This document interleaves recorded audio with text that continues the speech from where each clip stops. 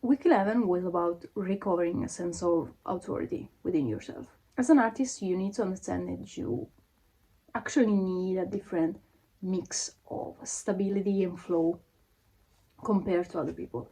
For example, you could realize that maybe having a 9 to 5 actually helps you create and preserve that mental energy to explore your art. Or you could understand, you could realize that having a 9 to 5 leaves you unable to create. So in this journey, you kind of have to experiment a bit. You have to do some little experiments here and there to understand what actually suits you better. You have to admit that you probably want and need something different from, what family and friends try to push on you. Sometimes they are well-meaning in this, but they try to push on you maybe Pat's agenda that don't leave space for you as a person, you as an artist to evolve, to explore, to grow. And when this happens, we react like we are about to die, which is true. Because there's a strong connection between self-nurturing and self-respect. If I let myself be buried, period, boom. If I let myself be buried under other people's wants and needs for me to play it safe, to be normal, I know that I will sell myself out. When agreeing on other people's opinion and perception of you, you know that by doing it, they will probably like you more. They will probably, I don't know, maybe even respect you more. But at the same time, you know that you will end up hating yourself, because you know that it's not what you want to do. When artists don't produce anything, when we are not able to create anything, we are usually not very nice. We are not the most approachable person on the earth in the moment.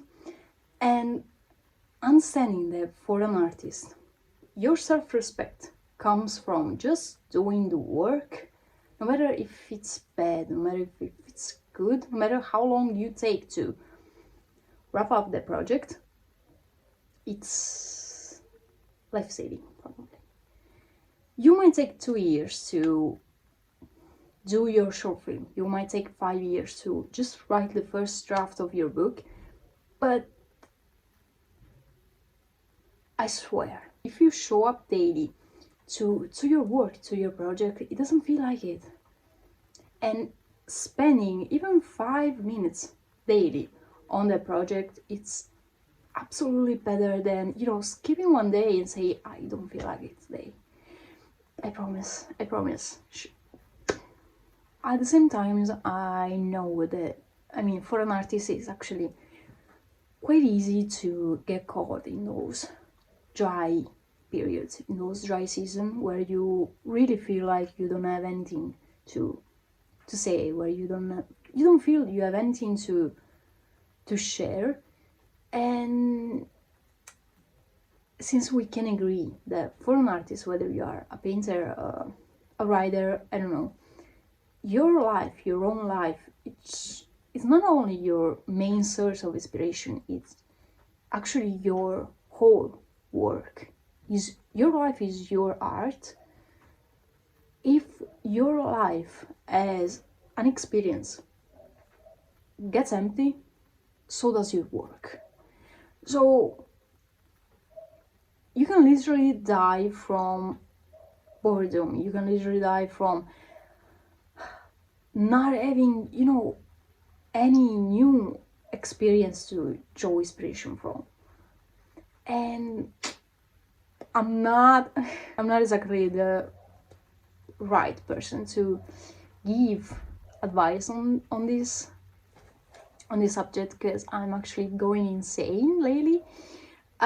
But you can die if you find yourself living the same exact day every day.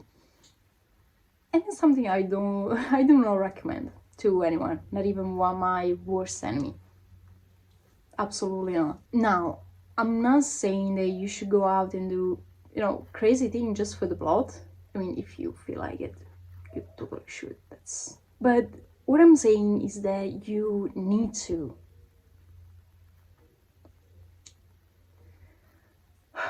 refill your life somehow. If you find yourself not having enough experience to draw inspiration from, if you find yourself getting dull, not only as an artist but also as a person, you need to live your life. Actually, I'm saying, fully convinced that you need to do something with your life.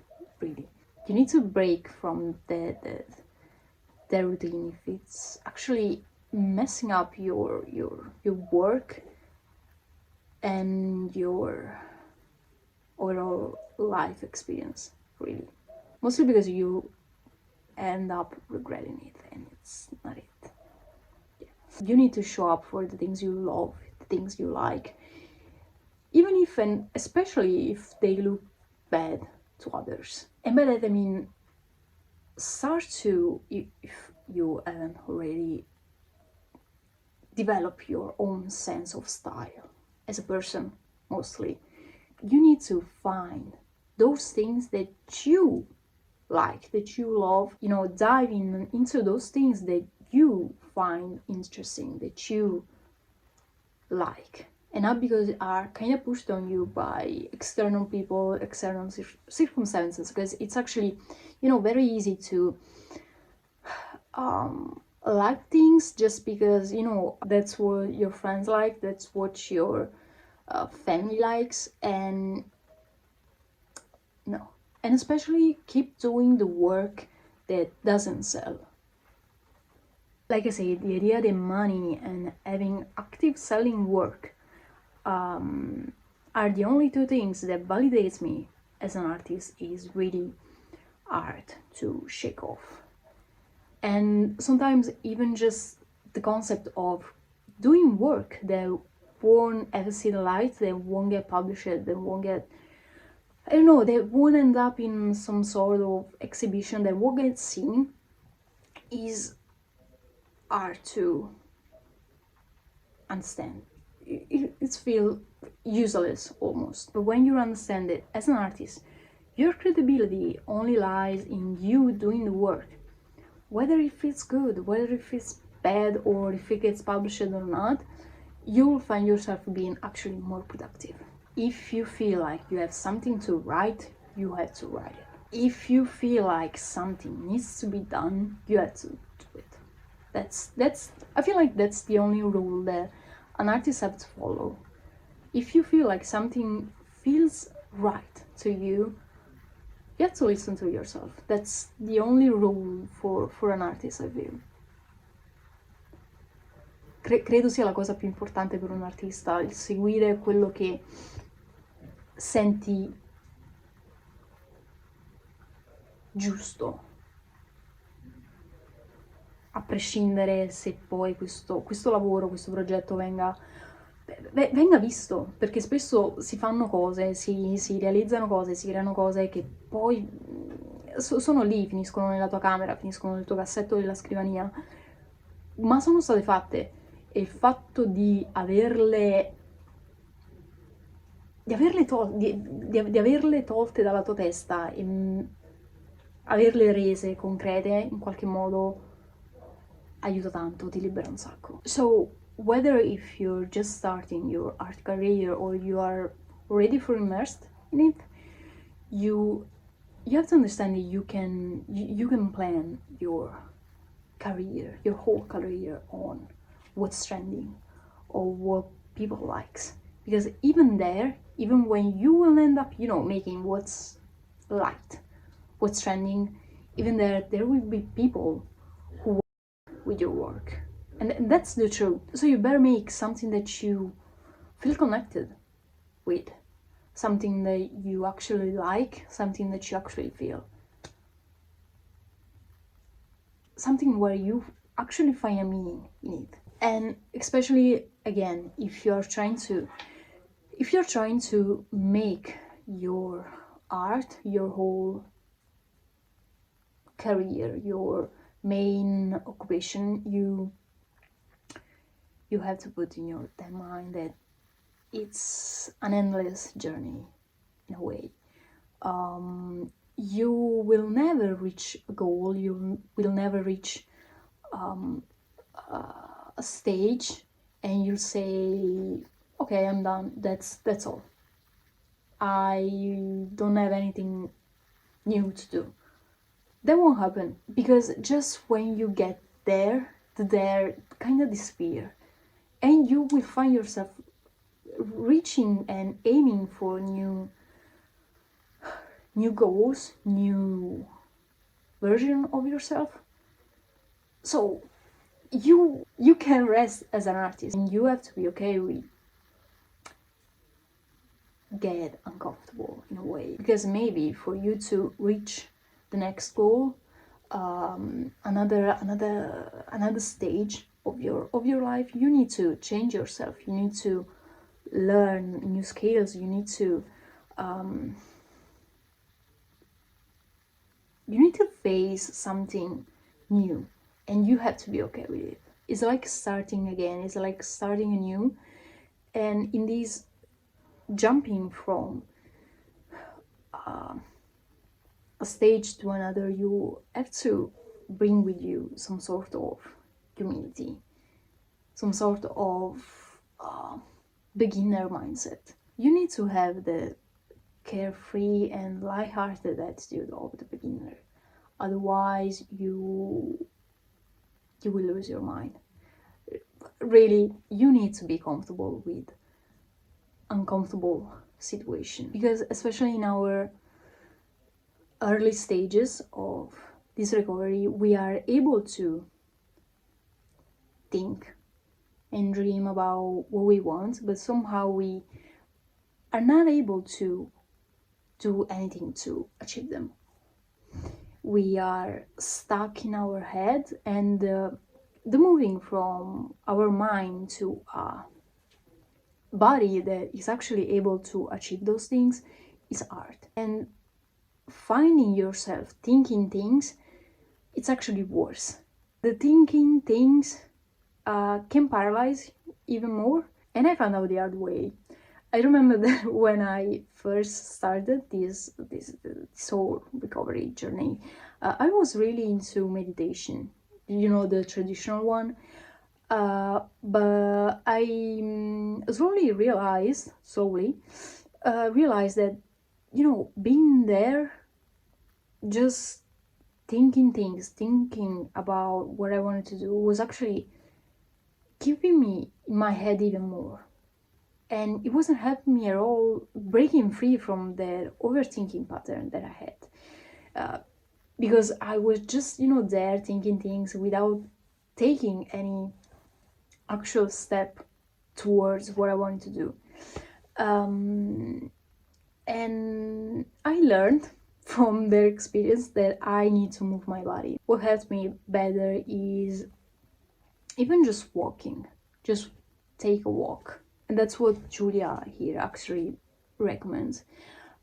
Walking, running, even swimming, just any sort of exercise almost gives you some chunk of time where you can both move your body, and so in a way kind of break free from the freeze response, and a time where your mind can run free and where your imagination can roam freely and solve problems for you without you even notice. You find yourself finding answers or solving problems without you even trying to. It could be the connection with the external world, it could be the connection with nature, I don't know what it is, but while exercising, while moving your body, you find yourself moving from a place of stagnation to inspiration, from problems to solution. without you even trying.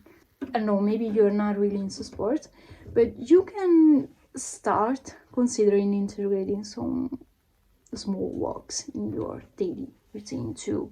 I was really into running like till years ago, and I'm not doing it anymore. So I'm really considering to doing it again. I don't know. At this point, I'm really just trying everything, and that's all. So that was week 11, and there's only 1 week left. There's only 1 week left, and we're done with this book. I think it took me longer than 12 weeks to get into the end, but I'm seeing some changes, yes, but I don't wanna, non voglio buttarmi la zappa sui piedi onestamente.